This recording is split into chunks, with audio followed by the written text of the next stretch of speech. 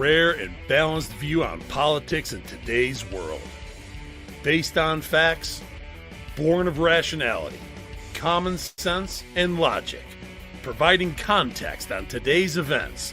This is American Perspective with Rick Thomas.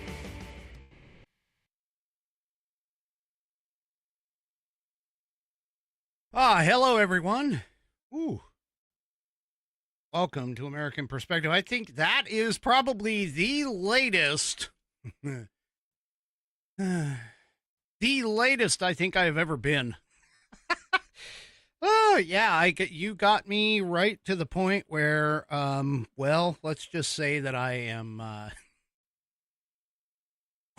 sliding into home plate just as the ball gets to the base. I haven't even poured my drink yet tonight. All right. Let me go ahead and do that while I'm sitting here trying to think of the next thing to say because, oh my gosh. All right. So, yeah, the SAVE Act, it ain't going anywhere. It literally ain't going anywhere, folks. It's still sitting in the Senate. Really? I mean, I can't even imagine. These people, I got to tell you, Congress has got to be the freaking lackadaisical, lazy, especially the Senate right now. I mean, I don't even understand why we even have these people, realistically. I don't. I just don't get it. Nope, my camera moved on me. I just don't get it because, yeah, seriously, I literally don't get it. I just, they are killing me, Smalls. It's essentially what we're after. They're killing me. Actually killing all of us, believe it or not. Anyway. All right, well, let's go ahead and get things kicked off. Today, of course, is none other than... Down to business.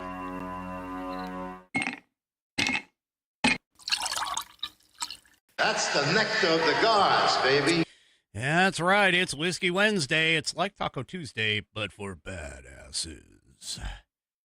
And, yeah. For tonight's drink, yeah, I'm drinking out of the Buffalo Trace. I'm gonna maybe a glass or two left in the bottle. Then I'm gonna have to go and get more. So anyway, and of course I am drinking it out of the True Grit Roots Network glass. This is Wednesday. Wednesday is True Grit Roots Network Day, and there's the requisite stones in the bottom of the glass. So, yeah. All right. Whew. Well, let's go ahead and get things kicked off here with tonight's pledge. Tonight's pledge is going to be done by Judge Wild. If you haven't listened to Judge Wild yet, you really should. You should head on over to his page.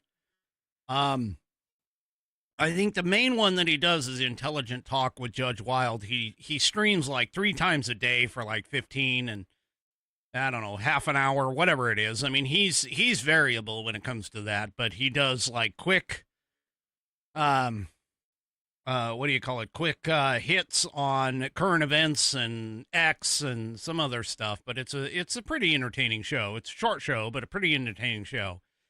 And you can go and check him out. Go and check out, just look up Judge Wild. That's WYLD, Judge Wild at, rumble.com, and you'll be able to find his account. And he, like I said, he streams, I think, 3 times a day. So 3 or 4. I can never remember. But anyway, go and check out his show. And he is up for the Pledge of Allegiance tonight. He is sitting over there in the green room, getting himself ready. And, yeah. And he's getting ready. He's trying to withhold the snark, because that's the other thing that he brings to his show is snark. So anyway, he's trying to withhold the snark so he can get the Pledge of Allegiance out of the way. So if you are of mine, please stand. Remove your hat if you're wearing one like me. Place your hand over your heart and follow along with Judge Wild as he recites the Pledge of Allegiance. I pledge allegiance to the flag of the United States of America and to the republic for which it stands, one nation, under God, indivisible, with liberty and justice for all. Oh yeah, hurrah! And there he is. There is Judge Wild with his version of the Pledge of Allegiance. If you would like to hear your rendition of the pledge played here on the program, all you need to do is record yourself reciting or performing the pledge in your style. Take that audio file, video file, whatever kind of file, attach it to an email, and then address that email to me. Send it off to fans, F-A-N-S, at AmericanPerspective.online. That's fans, F-A-N-S, at AmericanPerspective.online. And I will, of course, get you into the rotation. If you find that the file that you create is a little too big, you can, of course, use one of the free variations or free versions of the sites like Google Drive or Box or Dropbox, and put it up there, and then they will allow you to create a link, a public link that you can share. You can send it off to me at that point, and then, of course, I'll download it, get it into the program. If you use your phone, there is the option known as the share option. That's the S-H-A-R-E option, share option, and you'll be able to do the exact same thing. Put in fans at AmericanPerspective.online, and it'll send it off to me. I've got 21. I would like to get 26 by the end of 2026. And so all I need is 5 more. So please get your pledges of allegiance in. I would appreciate it, and I thank you in advance for that. And then, of course, I'll get you into the program. You'll be in the rotation. So anyway, go ahead and do that. I would appreciate it. All right, let's get on to our headline sponsor, which is, of course, none other than... Ooh, what is this? This is a welcome page. Yes, this is the welcome page for TGRN. That's True Grit Roots Network. TGRN.net is our home on the web. You can go and check us out. There's our 2 signature channels, Walter Trout Blues Rock Radio or Dallas Moore Outlaw Radio. You can listen right through your web browser. There they are. There's the 2 players. Right there, all you have to do is click play on whichever one you want. You can listen right through your browser. Now, a lot of people think that they can't do that on their phone. You actually can. You go to tgrn.net and you use whatever web browser that you use on your phone, even the ones that are built in. Just go to tgrn.net, click the play button, and it'll play for you. Or, and this is even better yet, you could go to the App Store or Google Play and pick up your choice, or both, of the Walter Trout Blues Rock Radio app or the Dallas Moore Outlaw Radio app. By the way, Alexa, in particular, she changed the way that you need to access these things. Because we partner with Live 365, what you need to do is you need to ask... you need to ask Alexa, say, open Live 365, and then she'll open the app, and once she opens that app, then you can tell them to go to either Walter Trout Blues Rock Radio or Dallas Moore Outlaw Radio, whichever one you want. And then next time, once you have it set, you can just say, open Live 365, and she'll pick up and ask if you want to continue with either one, whichever one you chose. See, I've got mine set to Dallas Moore Outlaw Radio, so every time I say, Alexa, open Live 365, she says, of course. And if you want to go back to the Alexa One app, just say exit. Do you want to continue with Dallas Moore Outlaw Radio? Of course, she says it in a much silkier, sexy voice than I do, because, Alexa's a girl. So anyway, there you go. So go and check those out. And if you like one or both, or if you just appreciate TGRN for what they're doing. You can show your appreciation and help us to display your love of TGRN. Right up here at the top of tgrn.net, there is a shop button. It's right in the middle of the menu up here at the top. I'm flashing it in red on the screen here. It's up in the top of the screen. You click that and you'll get redirected to our store. Here it is. This is the store, shop.tgrn.net. That's shop.tgrn.net. And you can go and check out all of our swag, which is essentially T-shirts, hoodies, and caps. You can get them in all three logos, whether it's the TGRN logo or the Dallas Moore Outlaw Radio logo or the Walter Trout Blues Rock Radio. You know what? Grab one of each in different colors and take us around. Show off your love of TGRN, Dallas Moore, or Walter Trout by displaying those all over that. Yes, the stuff we all get, that's the swag. I personally like the black hoodie right here. That's showing up in the black hoodie in the TGRN True Grit Roots Network logo. And reportedly, I've heard that there's supposed to be some new gear being added to the store in the near future. Don't know how far out, but in the near future. So make sure you check back if you don't see something that you like. Check back and see. There's supposed to be some new styles, new logos, things like that. So anyway, that's shop.tgrn.net for the store. And then, of course, tgrn.net.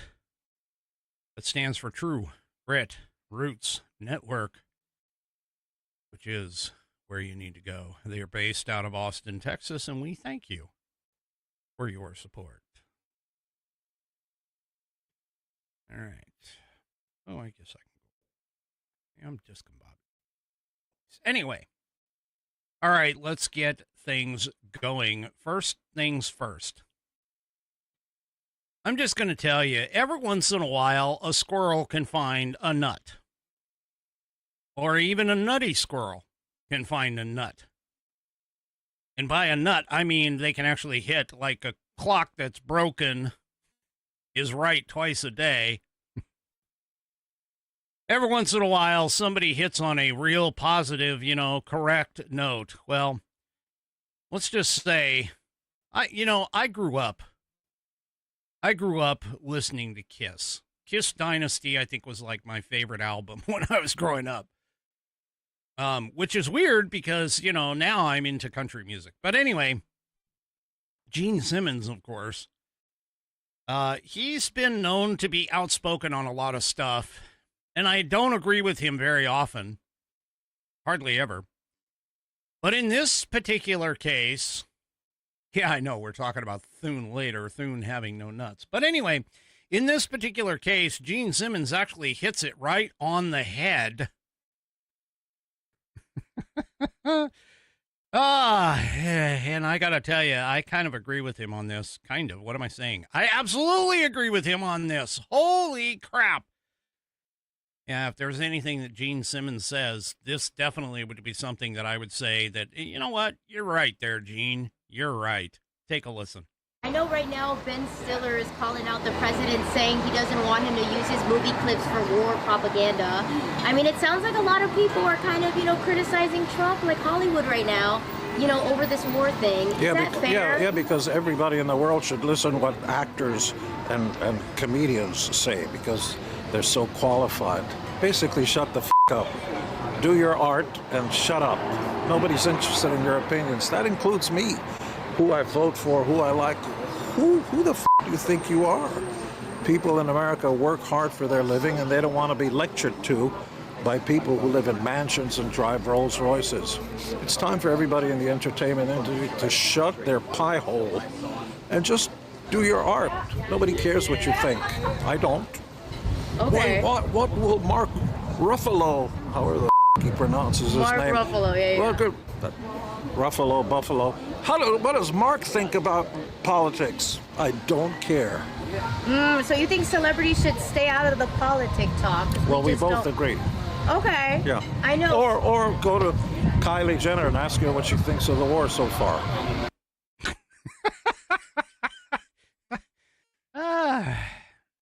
Yeah. You know, the thought crossed my mind when I saw this video the first time. The thought crossed my mind, and this is true. This is seriously true. You guys come here, and I give my opinion on politics. Maybe I should just shut up about this.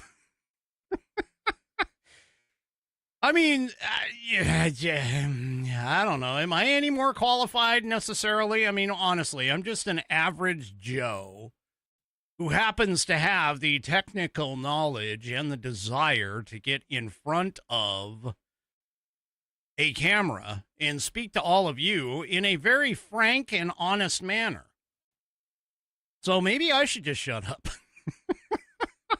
I'm not saying that I'm popular at all or even famous. I mean, sort of infamous, but anyway, I mean, seriously, it's just everybody seems to think it's like, anyway, yeah, I'm just a Joey bag of donuts. But that being said, I do appreciate you guys coming here and listening to me rant and rave and do all kinds of crazy crap on this show. Anyway. All right. Excuse me. You know, they say you're not supposed to cough in the microphone when it's open, but I can't reach the freaking mute button fast enough. Anyway. All right. Well, let's talk a little bit, just a second. What is it about these freaking Democrat leftists that every single Democrat state so far has got fraud running through it? Now, okay, I'm just going to point this out. Government is ripe for fraud. And the reason why government is so ripe for fraud is because they're so inept. Government itself is so inept that it just can't, it can't even police itself very well. And let's be honest, it's third-party money, somebody else's money, so why should you give a crap? I mean, that's essentially what Milton Friedman was talking about, the third-party payer system. See, and just to really quickly cover that, the third-party payer system is basically when government pays for services that they neither take advantage of, nor do they care how much it costs, because it's not their freaking money. It's not their money. The government doesn't care where the stuff goes. I played you that thing about, I think it was Tennessee Williams. Tennessee Williams was, voted to give money to some people in Georgetown, D.C., that's Washington, D.C., after a fire broke out.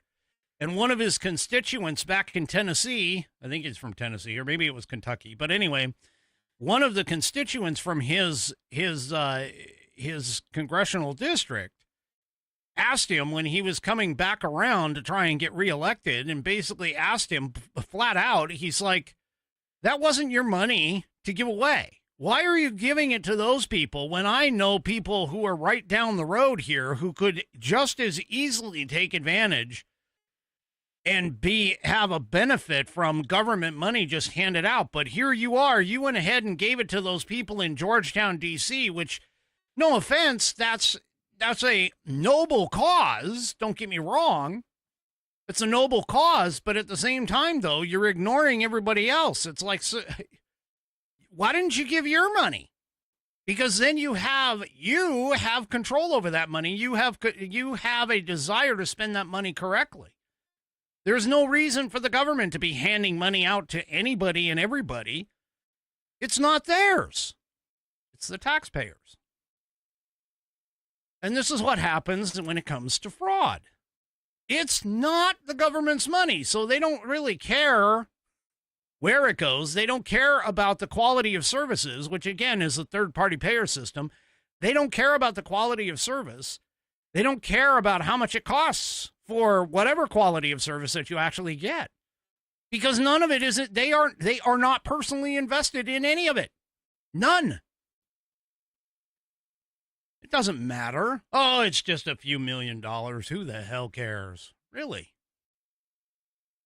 And it stacks up to something like between 9 to 18 billion in Minnesota. Well, the latest is now in none other than California. I don't know if anybody heard about this. But in California, apparently a new investigation has added to the growing mountain of evidence that a network of hundreds of hospices, for those of you that don't know, hospices are places where the old and aged go to basically wait for death to come for them. And they are allegedly ripping off tens of millions of dollars from taxpayers across California. And the ground zero for this? Well, it's a stretch of road apparently in Van Nuys, according to this report. Sheila Clark, president and CEO of the California Hospice and Palliative Care Association, told CBS News you can't throw a rock without hitting a hospice in Van Nuys, in this stretch in Van Nuys. The new findings highlight what the California Post exclusively reported earlier this month, that the Centers for Medicare and Medicaid Services is now actively cutting off payments to suspicious operations across Los Angeles, which is home to almost half of America's end-of-life care providers. Indications of fraud have not stopped and have actually grown in L.A. County, according to CBS News. Auditors estimated that L.A. County hospices overbilled Medicare by $105 million in a single year. So the analysis, however you want to pronounce it, apparently revealed that over 700 of the roughly 1,800 hospices, for those who are, shall we say, math challenged, that is almost half of the hospices. Over 700 of the roughly 1,800 hospices in the county triggered multiple red flags for fraud as defined by the state. There's the densest concentration, according to this report, of the agencies in the county sits in a 3-mile radius along Van Nuys Boulevard. There's nearly 500 hospices that operate in that 3-mile stretch. There's 137 operating along Van Nuys Boulevard alone. More than half of them show signs the state has outlined as indicators of fraud, according to the CBS report. Most alarming, almost 90 companies, 89 companies registered to the same building. Wait, what? This kind of sounds a lot like, Aggie. This kind of sounds a lot like what happened in Minnesota with all of those daycares being in one singular location. You know, it must be really profitable to be a uncouth, non-integrity driven Democrat. Seriously. Apparently, when a CBS correspondent visited one of these such offices, no one was there and the mail could be seen piled at the door. Regulators visited multiple suites in Van Nuys building between 2021 and 2025 and found many deficiencies, including, for instance, nearly 40 companies sharing key personnel, according to the analysis. I can't. How the hell do you miss this? How? It's known as mismanagement. That's how. That's how. Mismanagement. Because they don't care. Again, it's that whole third-party payer system. I don't care the quality of care you get in terms of medical care when I'm your third-party payer. I don't give a shit what kind of care you get. I don't give a shit how much it costs because it's not my money paying for it. It's like taking your personal checking account, okay, handing it over to a stranger and saying, hey, here's what I need you to do. I need you to use this personal checking account to buy groceries for me. And that person goes and finds the cheapest place on the market to buy groceries, barely providing any kind of service. And I mean the crappy groceries, stuff like bananas being all black and squishy, apples, crushed, beef that's like close to rancid. They don't care. They don't care about it. And they don't care about how much it costs to do that either, because it's not their money. They're getting paid either way. And so, I mean, this is the most ridiculous freaking system I think anybody could have ever picked up on. I just don't. Anyway. This makes absolutely no sense. Now, the California Post apparently found addresses including empty storefronts, auto parts shops, or an auto parts shop, and other offices that are unoccupied. Some of them are unoccupied, apparently have been for years, and others don't appear to exist at all. And yet, what do the Democrats do? They complain about Doge. They complained about Doge. Well, of course they did, because it was going to cut off their gravy train, apparently. Anyway. Well, there's this thing going off in Texas. And it's a run for a Senate seat. John Cornyn's Senate seat. Ken Paxton and John Cornyn are going to be in a runoff race because neither one of them reached above 50% in that race. And so therefore, there can be no clear winner there. So they're headed toward a runoff. And one of the things is that John Cornyn has been in the Senate for who the hell knows, decades, I'm going to say. And it's a 6-year term every single time, so who knows? It could be close to decades. But anyway. Well, Donald Trump has basically said that he likes, kind of, at least tolerates both Paxton and Cornyn. Cornyn is sort of the favored winner because of Ken Paxton's past and Ken Paxton's issues that he's had in the past. And so there is some question as to whether or not if Ken Paxton wins the nomination for the Republican Party, whether or not he's going to be able to beat James Tallarico. And so because of that,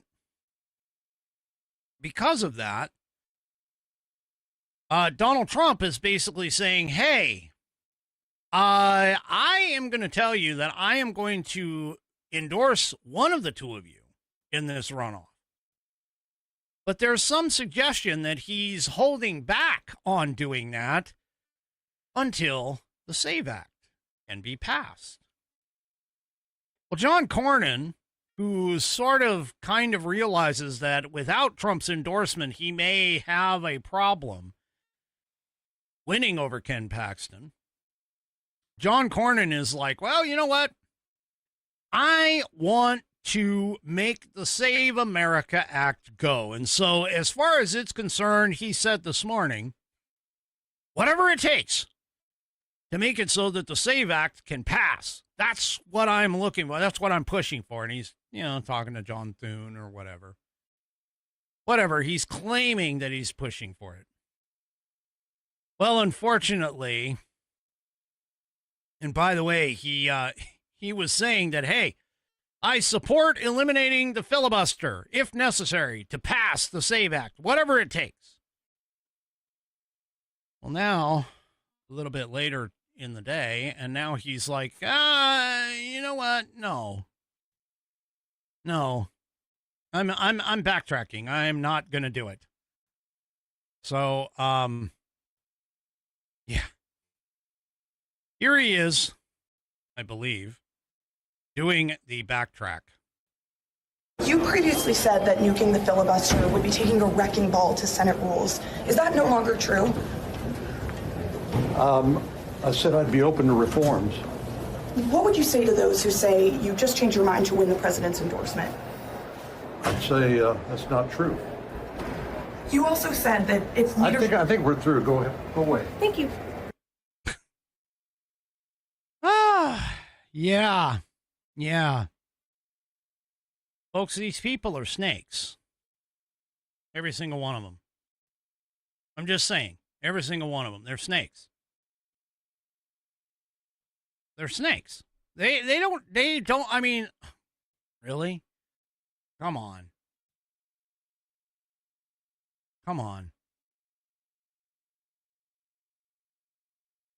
Yeah. You cannot trust these people. We cannot trust these rhinos. We literally can't.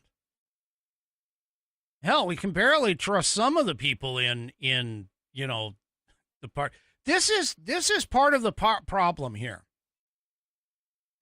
See, this honestly should be absolutely zero question. It is an 80-20, even in the Democrat Party. Polls.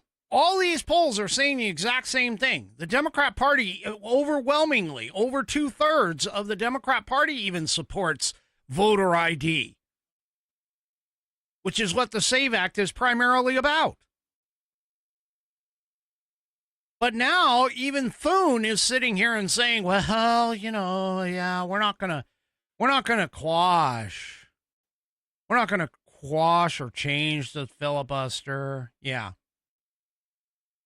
He apparently told Republican colleagues yesterday that they don't have the votes to pass a House-approved voting reform bill through the Senate by forcing Democrats to use talking filibuster to oppose it.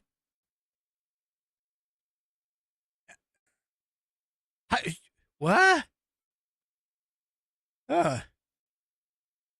Really? Senate Republicans were at a Tuesday lunch meeting. They were discussing the prospect of forcing Democrats to actively hold the floor for days or even weeks of continuous debate to make it as hard as possible for the Democrats to block the Safeguard American Voter Eligibility Act. And, yeah, they just, yeah.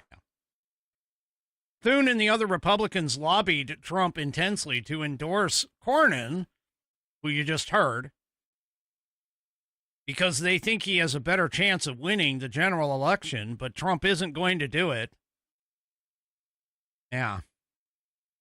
Thune, of course, said, yeah, I mean, that's probably not a linkage that anybody's in their best interest, because voting on the Save America Act is something we can do, but passage is not guaranteed. You have to make political decisions independent of what the final disposition of that might be on the floor. You know what I hear? You know what I hear in that statement? Thune is basically saying, I'm more concerned about keeping my job than I am about doing right and what the country wants. That's what I hear there. That's exactly what I hear there. Now, of course, there are some people like Mike Lee of Utah and Rick Scott of Florida, both Republicans, that are arguing that it's the best way to pass the SAVE Act, which is essentially forcing the Senate Democrats to a talking filibuster.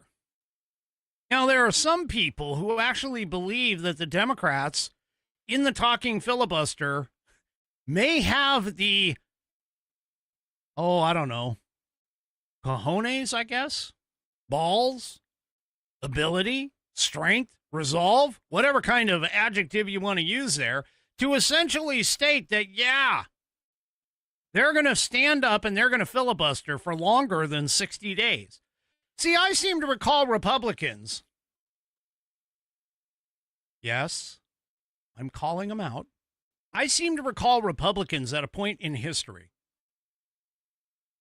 where there was a bill that was so extremely important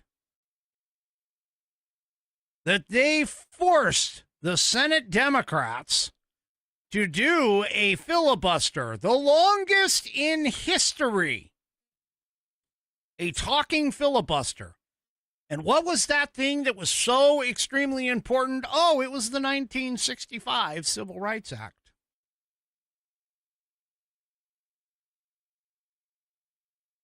Why?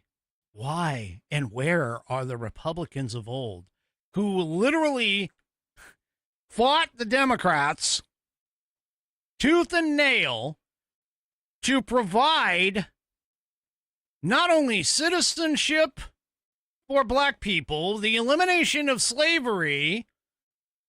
I mean, where are these Republicans of the Civil War? That's literally who fought and won the Civil War, was the Republicans and their constituents.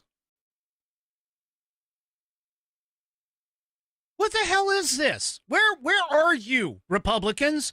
Where are your balls? Because I guarantee you, you don't have them anymore. You're sitting here thinking that, oh, all we have is just, a very small majority. And you're going to do everything that you can to keep your job. Well, I got a news flash for you. Your job was never supposed to be in Congress for a career, as it were. See, a lot of people don't understand this, but George Washington set the standard when he became president. There were no limits on the presidency back then. He very well could have ran for a third term, but he walked away. He walked away because of the fact that he believed that his time was over. And in fact, it wasn't until a Democrat in the Franklin Delano Roosevelt who decided that he would run for more than 2 terms. Just about everybody who ran for the presidency outside of FDR ran for only 2 terms.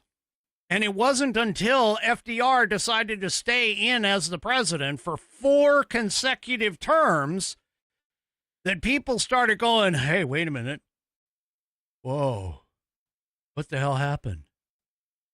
We can't vote this guy. I mean, think about this. The guy is he just keeps getting voted in and voted in and voted in, and he becomes, a dictator like frickin' Hitler. Which is part of the reason why the Constitution was amended to block presidents from running for more than 2 terms.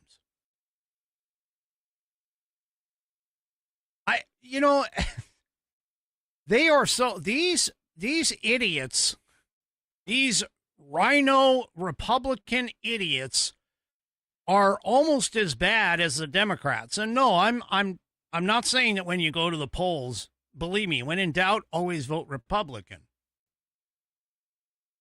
But seriously, people, we cannot sit here and continue down this path. We cannot continue down this path.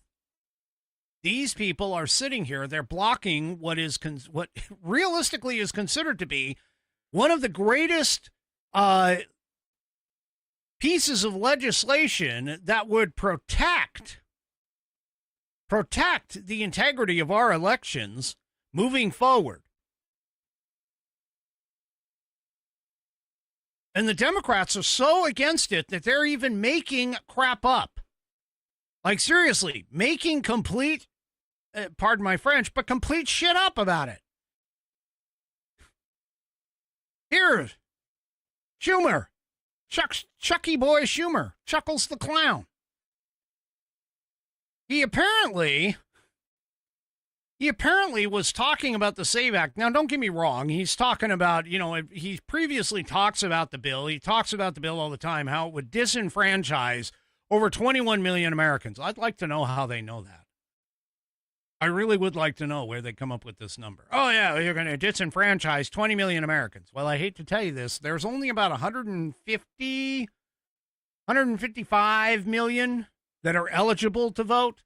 Out of those 155 million who are eligible to vote, only about 140 million voted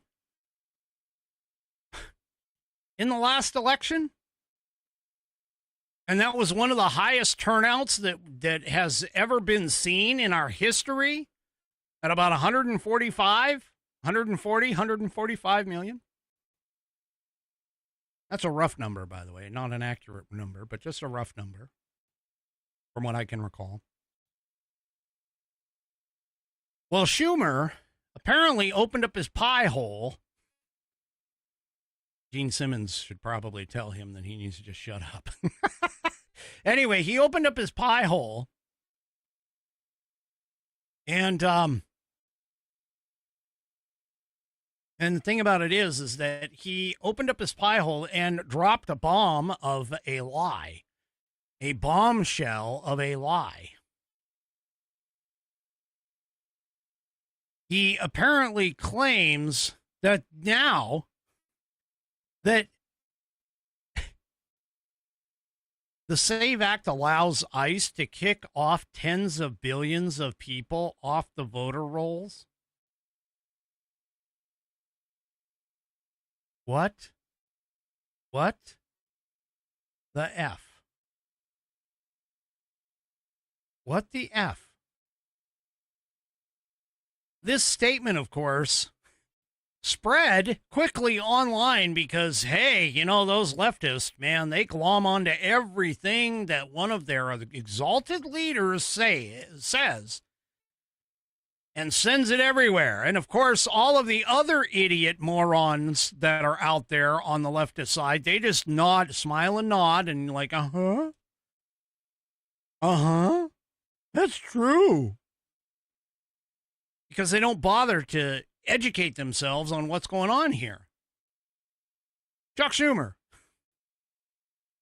The SAVE Act allows ICE to kick tens of billions of people off the voter rolls, off the rolls, and they don't tell them until Election Day.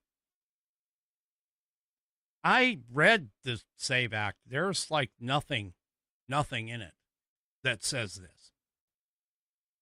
Nothing. And what's even worse is ICE wouldn't have the ability to do that anyway. What the hell? Ugh.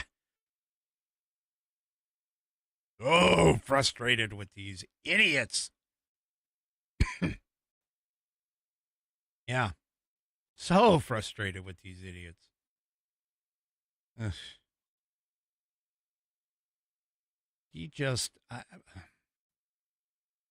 Yeah, there's zero validity to any of these claims at all. Any of these claims. Period. Oh, Jarhead. I wouldn't have expected Jarhead to be a math whiz, but hey, he got it right.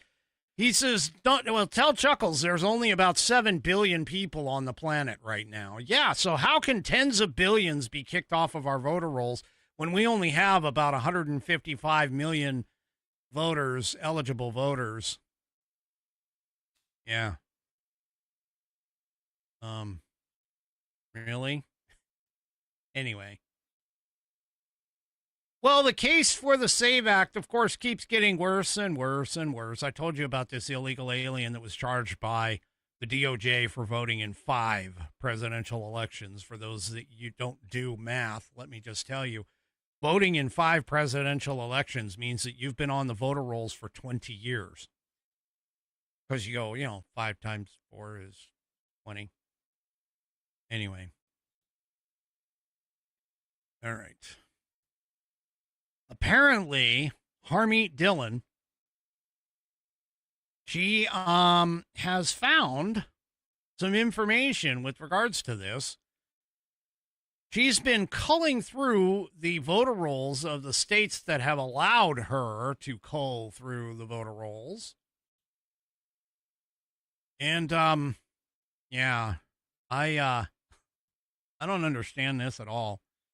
They're basically saying that during the early accounting, there's, during a wide-ranging interview that was on Just the News, No Noise television show, that 16 states have turned over their voter rolls to the DOJ or signed memorandum of understanding to provide the data, while 29 are facing litigation to compel them to turn over those lists. By the way, for those of you doing the count, that means there's 35 states out of the 50 that they're dealing with. But anyway,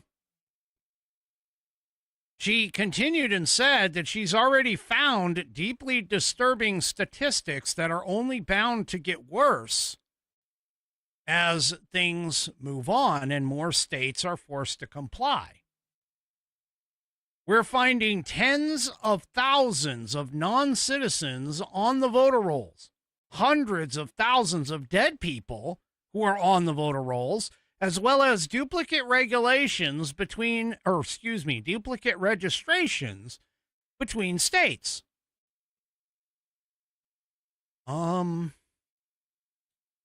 Really?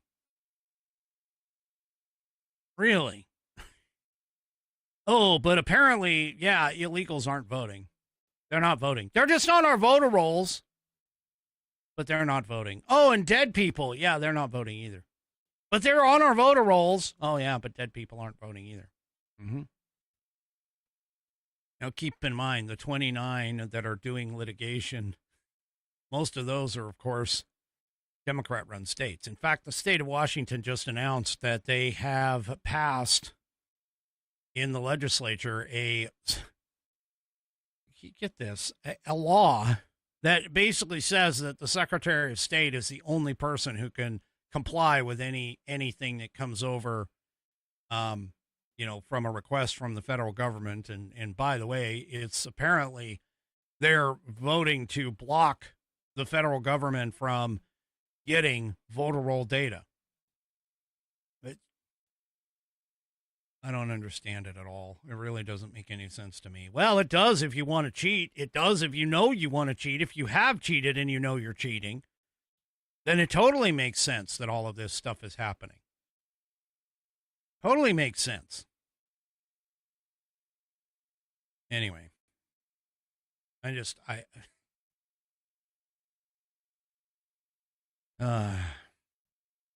yeah.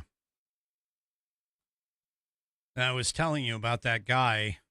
He's in Pennsylvania, which isn't exactly a Democrat-run state. That's actually a swing state, meaning that sometimes it goes Republican, sometimes it goes Democrat. Yeah. The guy that did it, he came from the United States illegally, or he came to the United States illegally,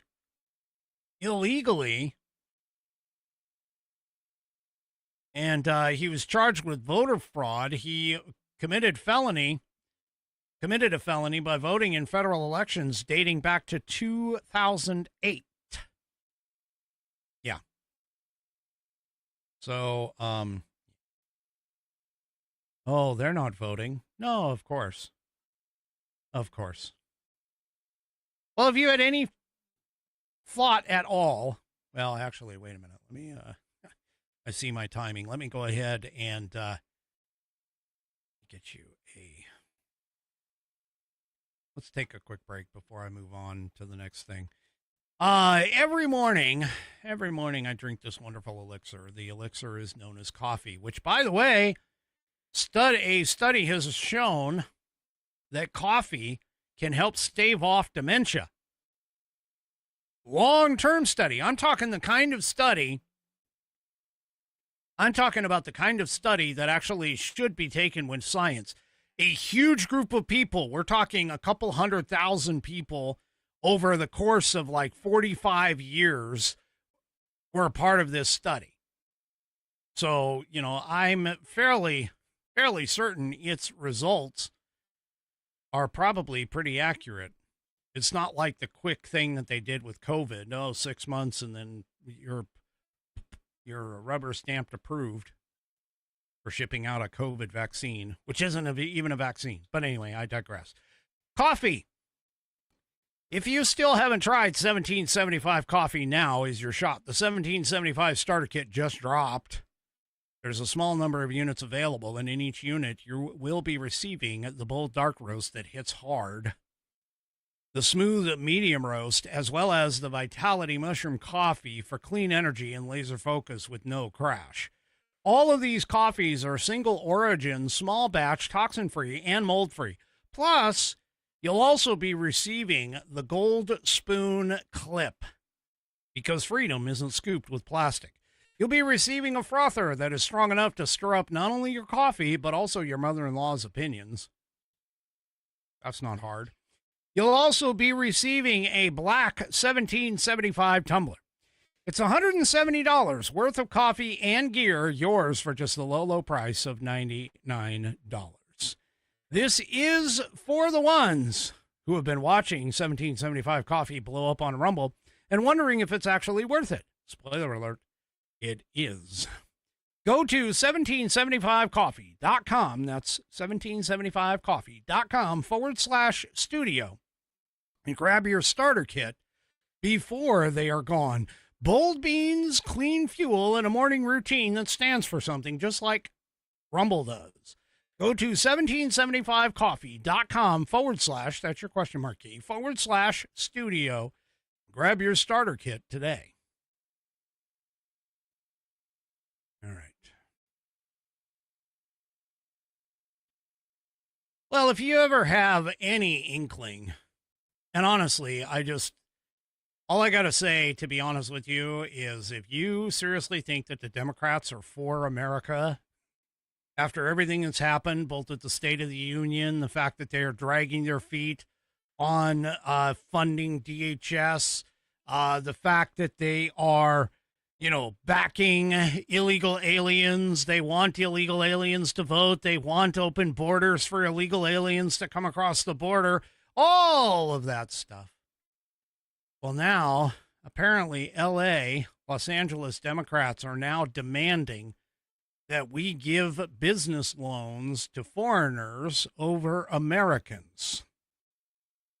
So in February, the Small Business Administration under Kelly Loeffler issued a policy notice effective this month in March, stating that 100% of all direct and or indirect owners of a small business applicant must be U.S. citizens or U.S. nationals who have their principal residence in the United States, its territories, or possessions.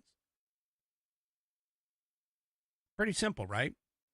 American government money collected by American citizens should be primarily going to Americans. Actually, should always go to Americans. Anyway, Democrats who oversee the cities that are filled with non-citizens whom they illegally represent in fake census districts are now, this is responding about as expected. Los Angeles County supervisors yesterday voted to pursue legal options challenging this new federal rule that would prevent lawful permanent residents, green card holders, from obtaining Small Business Administration-backed loans.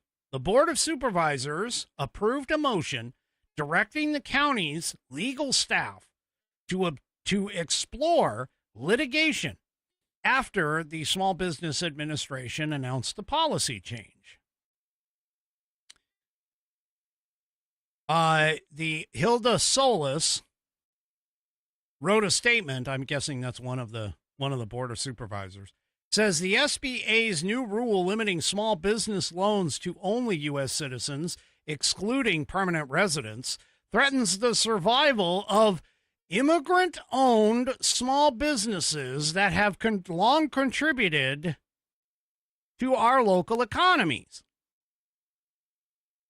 Okay, that's nice, but immigrants should be able to build their businesses just like any other American without any kind of taxpayer subsidies. Seriously. Yeah. Supervisor Holly Mitchell said that this rule reflects a broader pattern of federal policies affecting immigrant communities. She said this is not accidental. We are witnessing the deliberate construction of a systematically racist system designed to marginalize immigrant communities and communities of color. No. They're not marginalizing communities of color. It's not racist. It's just putting Americans first. That's it. By the way, citizenship by itself isn't racist. We have people of color who are citizens.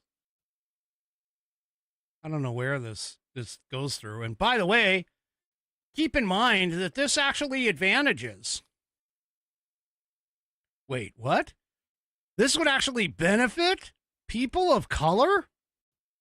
Like all those Black American-owned small businesses?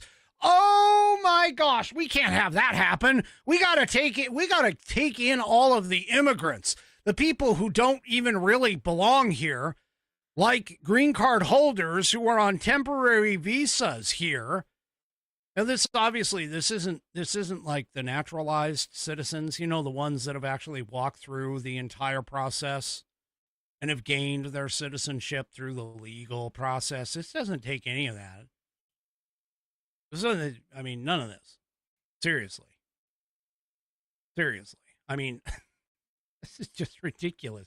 I can't even imagine anybody with a straight face who just basically says, oh yeah, we're going to prioritize people who are here temporarily, who will eventually go home.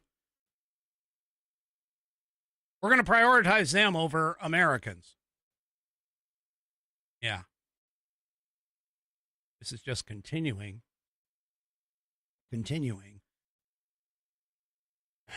This entire freaking thing.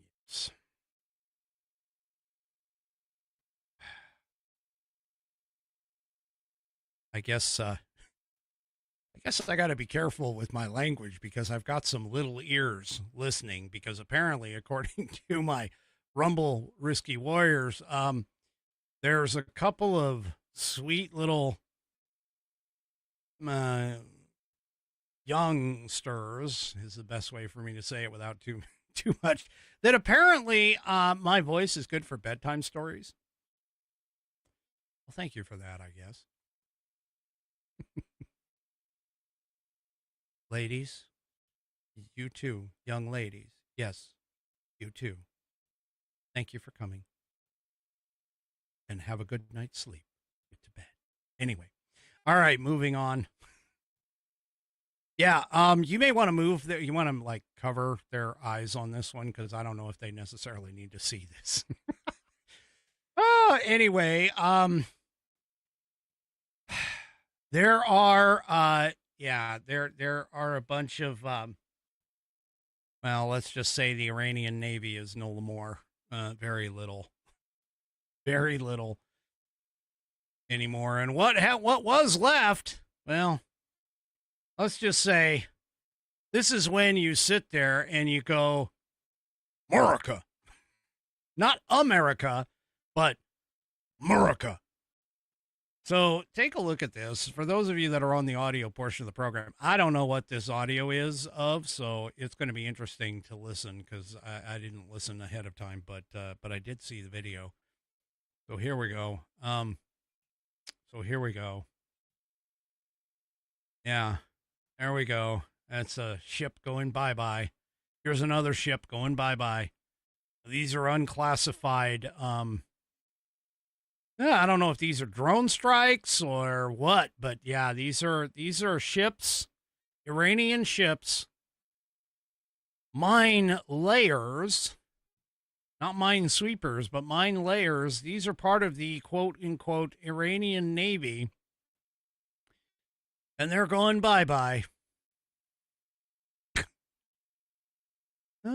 Donald Trump. This is all credit to CENTCOM. Donald Trump has,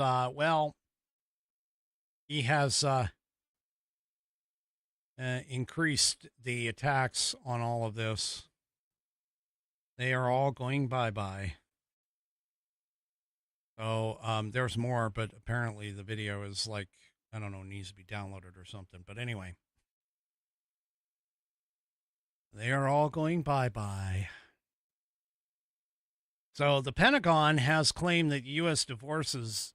forces have destroyed 16 Iranian mine-laying boats near the Strait of Hormuz on Tuesday. The mine layers were among multiple Iranian Navy vessels that were eliminated by the United States, according to U.S. Central Command on an X post. And keep in mind that that actually makes things a little bit more safe in the strait. And in fact, one of my very smart, very intelligent, very plugged in Whiskey Warrior P1s that I can't remember who, but they pointed this out, that President Trump has basically said, you know what?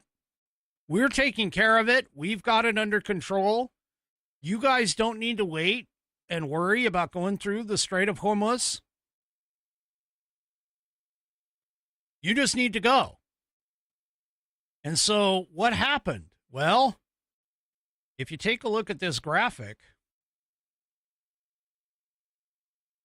that I'm about ready to show you, you'll see the Strait of Hormuz. The ships are coming along and they're heading through the strait, and they're turning off their transponders in their boats.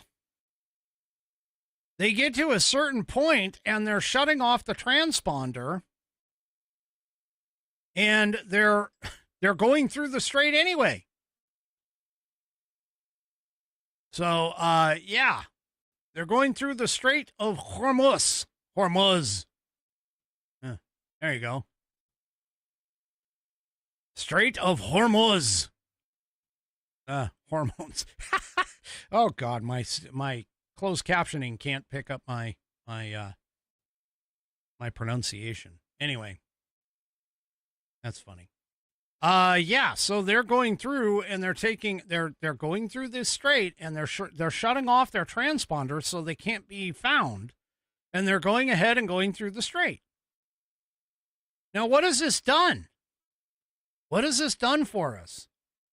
Well, ships having the, shall we say, the wherewithal to go ahead and do this are helping the gas prices. By the way, here's a chart. Just going to show you. This is a historical chart of gas price over the last 5 years. Here's where we are today, over here on the very edge. We're looking at oil prices per barrel. Now, this is where the left keeps sitting there and talking about, oh my gosh, the oil prices are just, oh my gosh, we're gonna die because it's 150 oil gas prices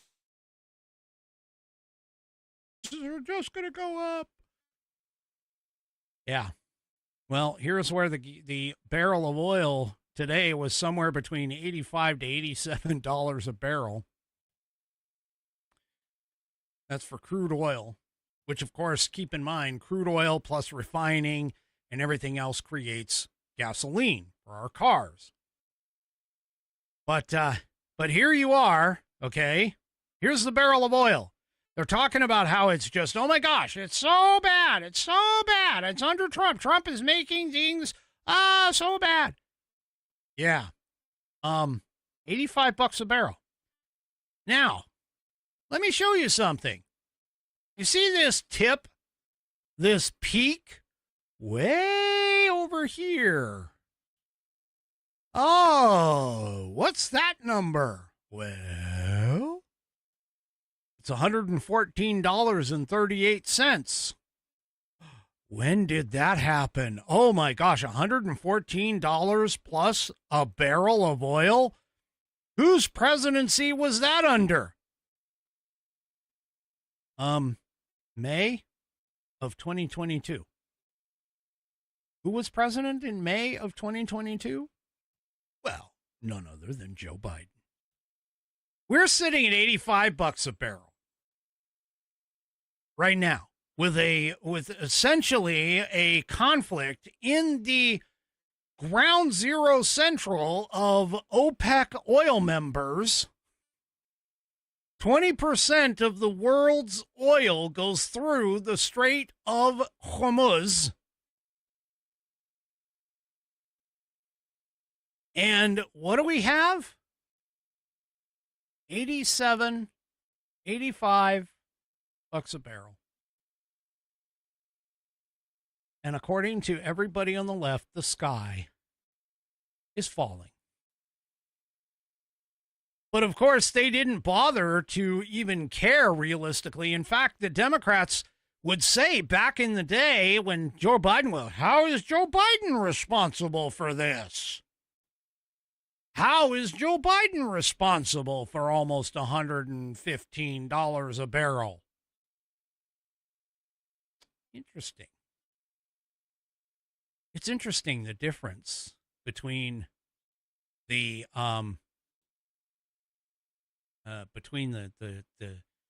attitudes when you shift administration.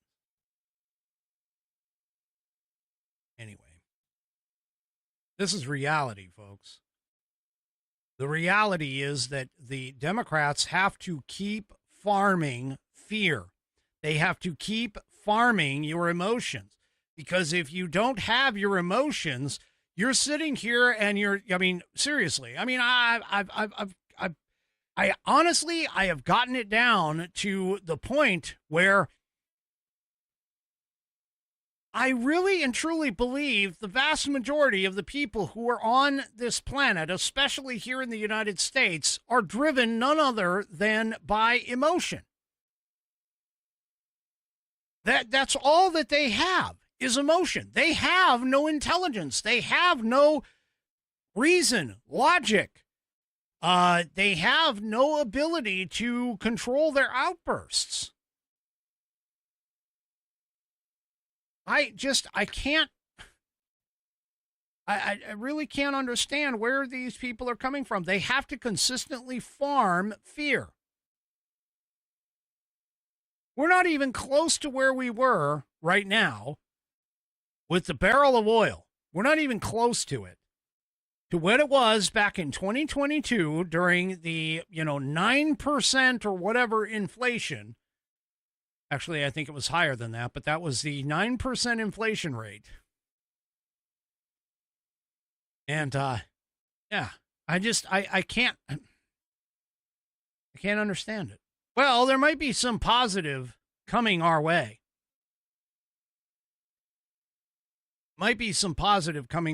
So the International Energy Agency agreed today.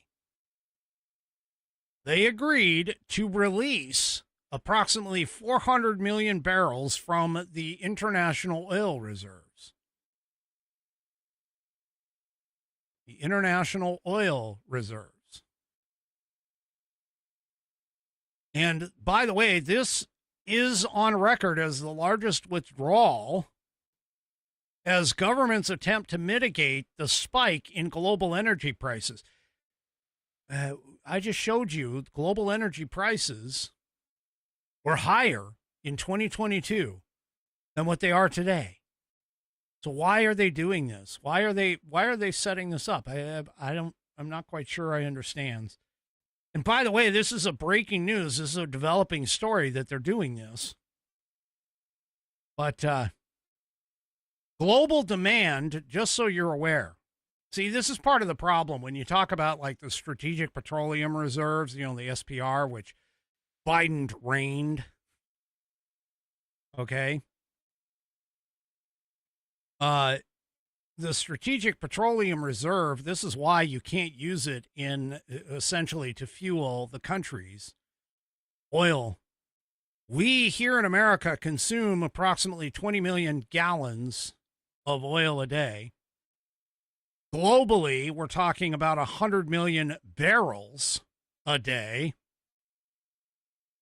And there's no way that these guys pumping this out, that gives us essentially 4 days of consumption.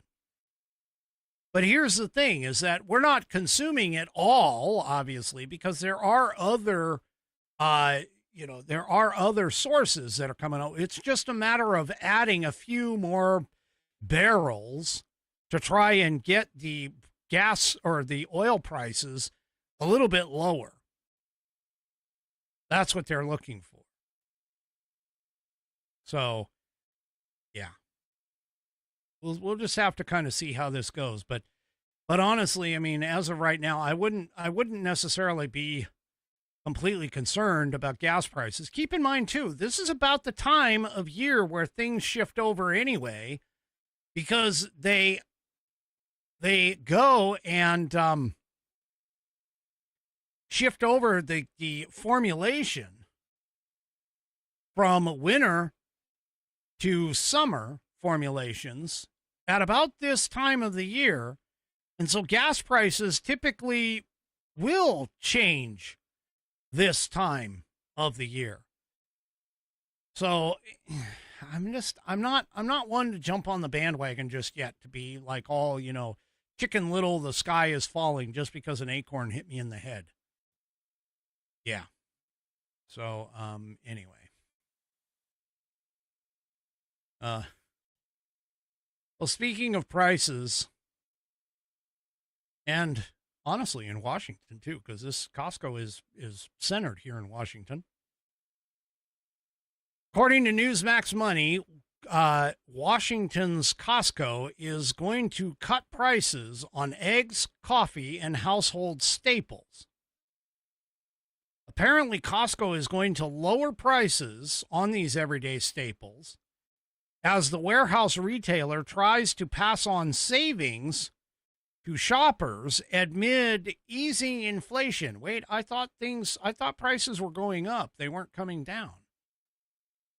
Executives said during the company's latest earnings call that Costco has reduced prices on a range of basic grocery and household items, according to Wall Street Journal. The company said that it aims to be the first to lower prices and the last to raise them. This is a strategy designed to reinforce its reputation as one of the lowest cost retailers in the country. Among the items that have seen price reductions are eggs, cheese, coffee, certain paper goods, according to company officials. Costco's leadership claims that lowering prices when possible is a core part of its business model. The company operates on very thin margins and relies on high sales volumes and membership fees rather than large markups on merchandise. See,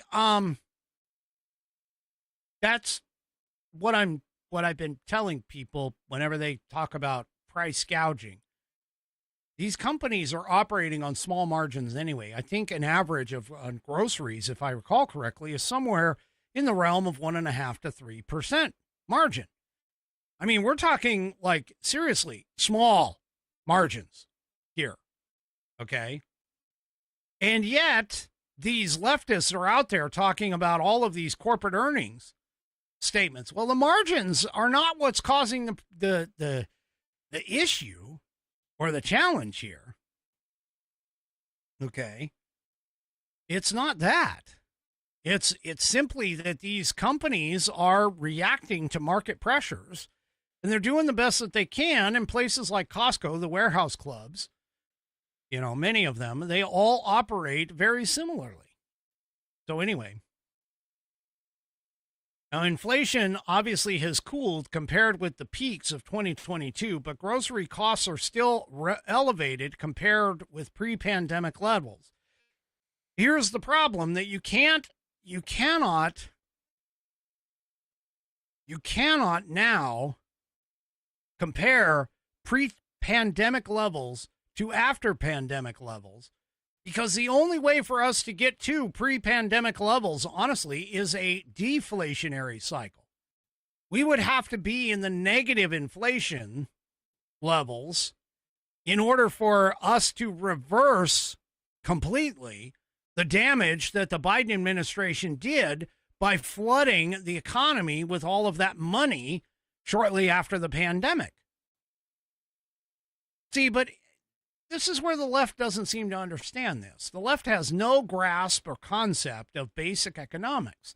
They don't understand any of this stuff.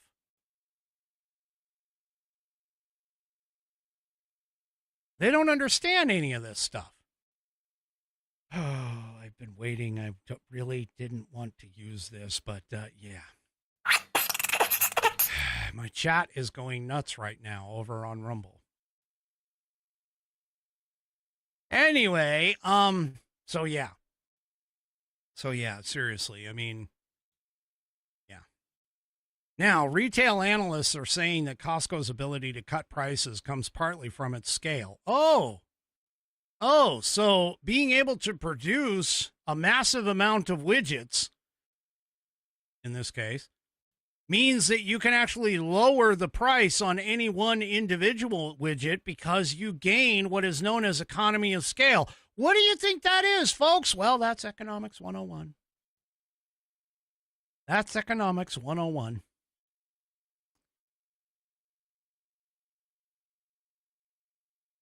Things that Democrats and leftists don't seem to want to learn. Anyway. By the way, too, Costco's private label's Kirkland Signature brand also plays a key role in keeping its costs down because it's providing lower-priced alternatives to national brands. Guess why it's called Kirkland Signature? Because Costco is based in Kirkland, Washington. That's why. Anyway. All right. Enough about that. Speaking of Washington, yeah, I told you about Starbucks. Starbucks is leaving the state of Washington. That's another company that is, been looked at. Oh, by the way, too, I've heard that I think there's a company, I think it was Yamaha. I don't remember. Anyway, there was some other company that was actually leaving a blue state and heading to Georgia, a red state, because of all the taxes and everything else that is going on here. Well, Washington Democrats imposed a tax that was going to tax corporations. Yeah. And apparently Howard Schultz, the owner and the founder of Starbucks, he announced that his family is leaving Seattle for where?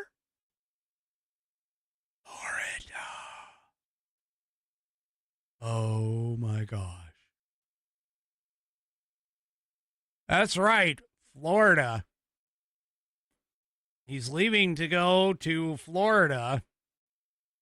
Ugh. These people. And by the way, Starbucks HQ, even though they are announcing that only part of their division is moving to Nashville, I can almost guarantee you they've paid the lease in full. Their current lease, they've paid it in full on their building, their headquarters building in downtown Seattle. I guarantee you they will be moving the entire thing, even though they sit there and they say, oh, no, the Starbucks HQ is staying right here. No, they've already made the move to pay off the existing lease so they can leave anytime that they want. Just saying. And this has been, kind of big news up here. But of course, the Democrats up here, they don't understand this. See, what they're doing is they're imposing now, obviously, Democrats have a supermajority here in all of this. Up here in Washington, they have a supermajority. And they passed legislation to impose a 9.9% income tax on those earning more than $1 million per year. Now, Schultz, of course, who a lot of people worship. I'm just telling you, these Democrats, they worship these big millionaires and billionaires because, of course, they hand them money. They hand them all kinds of money. Schultz posted on LinkedIn, and he says, 44 years ago, Sherry and I made the cross-country trip from New York City to Seattle in our 1979 Audi, along with Jonas, our golden retriever. We were starting a new life. Sherry would be the breadwinner in the family, taking on a career in design, and I started a new job September 7th, 1982, at a place called Starbucks. Back then, Pike Place Starbucks only sold whole bean coffee. Today, the Pike Place Market is the most visited Starbucks in the world. The history of the company is bound up in the very foundation, walls, and floorboards of our first store in the city's historic market. Now, he continues on and kind of talks a little bit about the company, philanthropy, so on and so forth, as a family, etc. And then he goes and he says, like many other Seattle-based companies, Starbucks today stands on the shoulders of many Pacific Northwesterners who built the company. They help shape the future, the benefits of the brand, contributing to the civic, community, and public life of the city and state. It is our hope that Washington will remain a place for business and entrepreneurship to thrive, creating essentially opportunity for those in Seattle and the surrounding areas. But he continues and says, over the years, as Sherry and I grew our family and built the Starbucks globally, we were witness to the astonishing development of Seattle.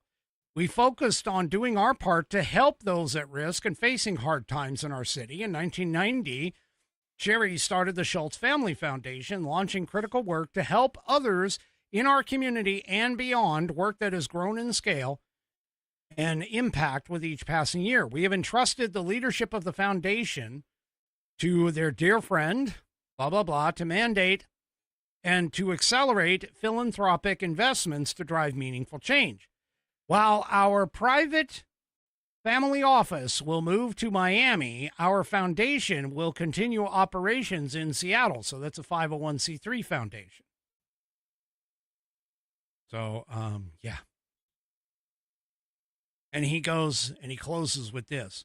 We will forever be grateful for the memories made in Seattle and the relationships built along the way. To the family, friends, and partners who made Seattle our home for so many years, thank you.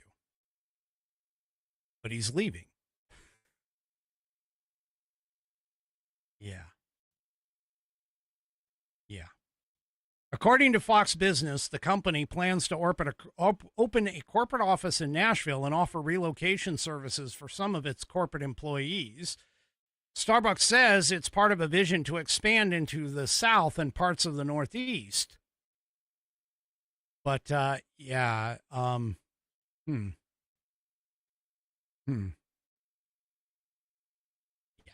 They've paid it off. They've paid off their lease. Don't think that they're not leaving. Anyway, the Democrats, they make things, they crash things. They make things worse. Make things worse. All right. Well, really quickly, last little hint. Fani Willis, the Georgia prosecutor who tried to get Trump, apparently she has now, keep in mind, remember, just really quick, she was removed from the case. Her office was removed from the case. They put in a attorney general pro tempore, whatever, temporary attorney general in the place to finish out the case. Well, Donald Trump and his cohorts who were part of that case, they went ahead and sued and said, hey, you guys wrongfully accused us and you did all of this crap. You did all this stuff. You conspired with the White House under Biden and all of this other stuff. And, you hired your boyfriend and all these other things. Well, all of the President Trump and the 13 former co-defendants are attempting to recoup $17 million in legal fees. Because, when this crap, this crap, goes on, you obviously, when you're wronged, you should recoup your legal fees and expenses and things of that nature. And well, Judge McAfee ruled on Monday that Fani Willis, who tried to intervene in the case, he basically said, yeah, guess what? No, you're not going to be allowed to participate in the proceedings because you failed to demonstrate any legal right to intervene in the case. So, yeah. Now, Fani has put forth and said, well, if this goes through and they actually win, that's going to eliminate my office's budget for the entire year. Well, no kidding. You probably should have thought about that when you were trying this case or attempting to try this case under a bunch of crap. But anyway. So, yeah. we'll see how far that goes, but Fani Willis cannot intervene in that case. She is done. Yeah, she should probably just resign. If she was smart, she would, but she ain't smart. So there you go. All right. Well, let's go ahead and get things going for tonight's. Let me make sure I'm hitting the right button here. For tonight's Pet of the Week. And tonight's Pet of the Week was supplied by none other than 3 Chevy. And we all know 3 Chevy's got this wonderful koi pond. He spends a lot of time working on it, making it all pretty, protecting the fish from the, raccoons and things of that nature. He's even had frogs and toads and stuff, other wildlife show up in his yard. And every once in a while, he heads off to what's called a koi show because that's his fish. His fish are koi. Not as in, playing hard to get. They're K-O-I, koi. Anyway, so he went off to the fish show in Orlando. And, well, some people, they have this thing like, I don't know, Tim Allen can't, under home improvement, he can't go to a hardware store without buying something. 3 Chevy can't go to a fish show without buying something. And so because he was there, he decided to grace us with these wonderful fish. And here, I'm going to show you as soon as I can get rid of that. There we go. So here is some of the fish from the show, or from the koi show. And here's what 3 Chevy writes. He says, hey, Rick, this weekend I went to this year's koi show in Orlando, and of course, I brought more fish. He says, here are some of the exhibits and the fish I ended up with. The ones in the small bags were apparently free. Well, we like free. We all like free. Anyway. He says, when you buy something, you get to ring the bell and pick the fish you want. The big bags, he says, weren't free. So apparently Mrs. Chevy likes the silver ones. So being the good and dutiful husband, he went ahead and got her some fish as well. So let's take a look at some of these pictures.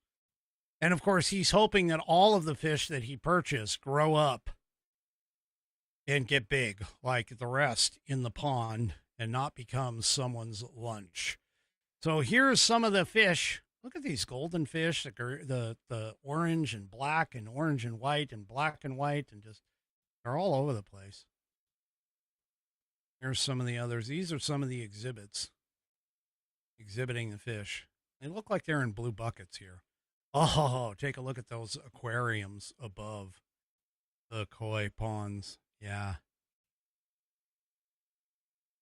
My dad had an aquarium once, and it was like a 55-gallon tank. He grew saltwater fish in it.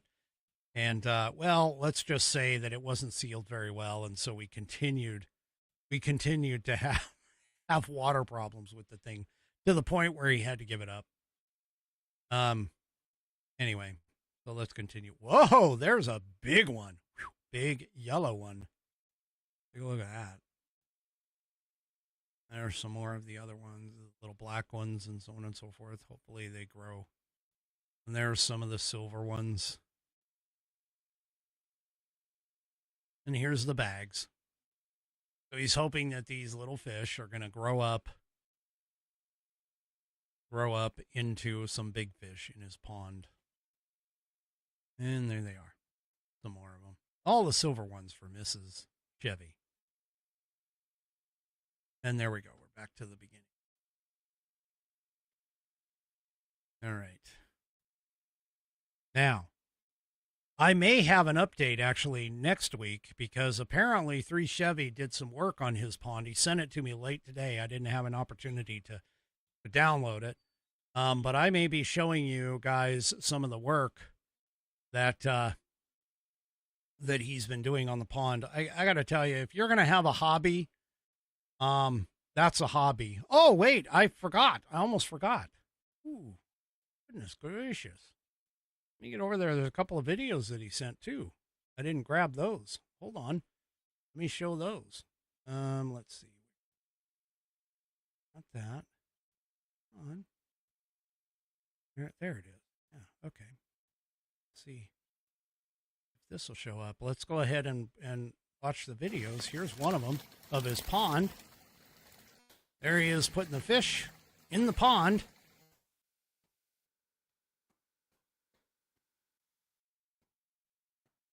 There's part of one of the fish going into the pond. Oh, he's kind of nice. He let the thing out really relaxed and cool. And let the fish go. Here's another video. This is another one with another fish. See, he lets them go all nice and neat. Oh, wait. You guys can't see it? Oh, goodness. Let's see. Where is it? Come on.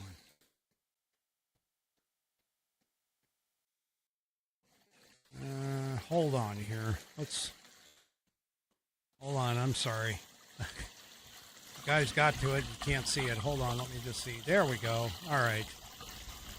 Here we go. All right. We're going to back this up. Let me stop this and replay. There we go. Here's the second one. This is where he's putting in the one of the colored fish that he's got. One of the bigger colored fish. He puts them in gently. I would just toss them in. My apologies for the black screen, folks. But there you go. There he is. He put that one in.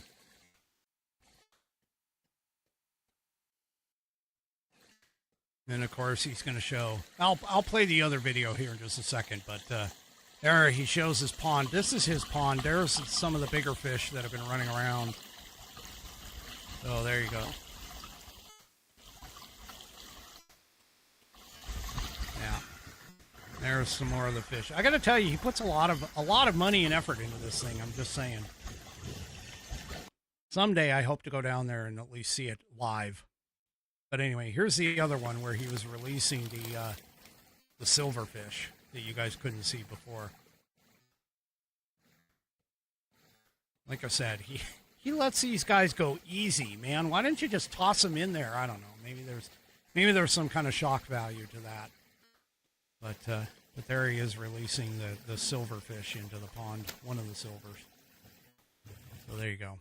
You really got to go and take a look. He's, 3 Chevy in his pond, man. It's been on the pet of the week quite a bit, but that's because of all the effort and work and everything that he puts into it. And we absolutely love it here on the show. We love seeing that beautiful, beautiful fish footage.